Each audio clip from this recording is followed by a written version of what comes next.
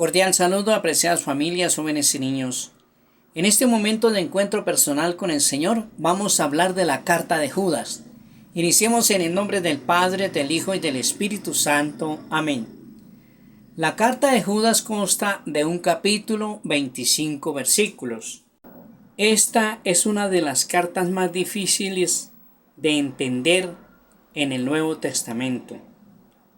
Al parecer, el autor está respondiendo a ciertas ideas no muy claras para nosotros, pero que debieron de ser bien conocidas por su audiencia de origen judío.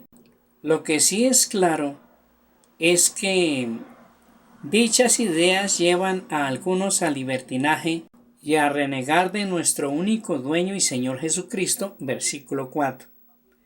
El autor se presenta bajo el nombre de Judas, el hermano de Santiago, versículo 1. Con esta autoridad busca desvirtuar las falsedades doctrinales de sus adversarios.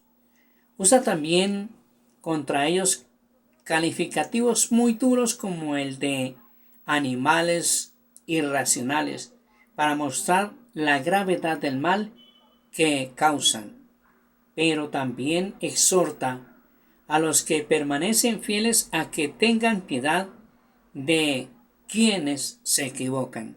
Hoy en día, la fe cristiana es confrontada por muchas doctrinas. ¿Cómo la defiendes en familia y ayudas a otro a defenderla? Esquema importante al momento de leer la carta de Judas.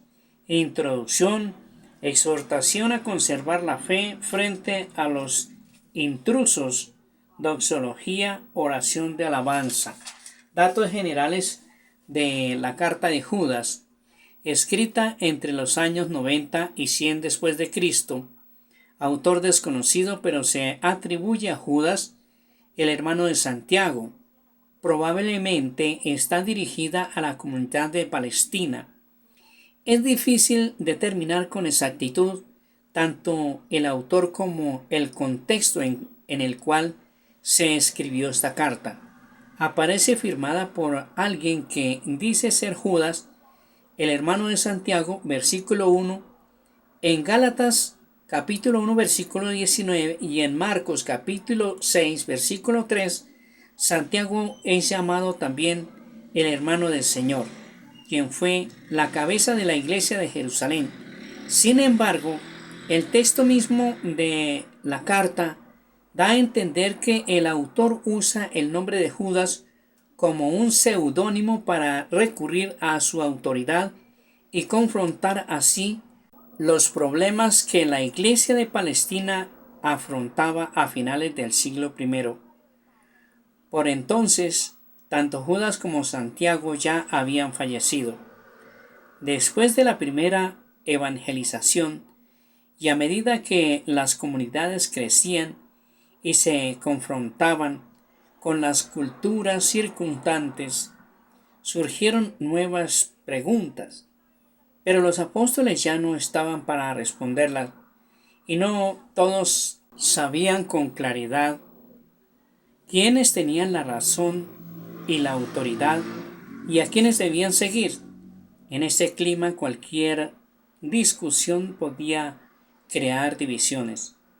Por eso el autor de la carta de San Judas, al igual que la segunda de San Pedro, deja bien sentada la importancia de reconocer a los verdaderos maestros y es duro en calificar la maldad de los adversarios. Estos impíos en su delirio profanan la carne, desprecian la soberanía e injurian a los ángeles gloriosos. Versículo 8.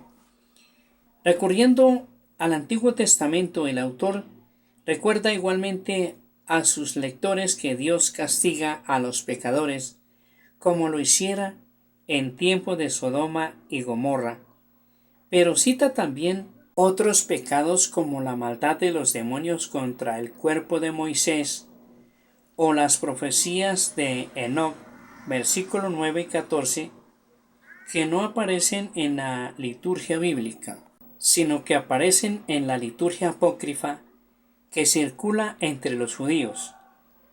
Al referirse a la actitud ante los infieles, el autor recuerda a los creyentes que ellos pueden siempre incentivarlos a volver a la fe y que, si bien están obligados a aborrecer sus acciones, deben mostrarse misericordiosos con ellos.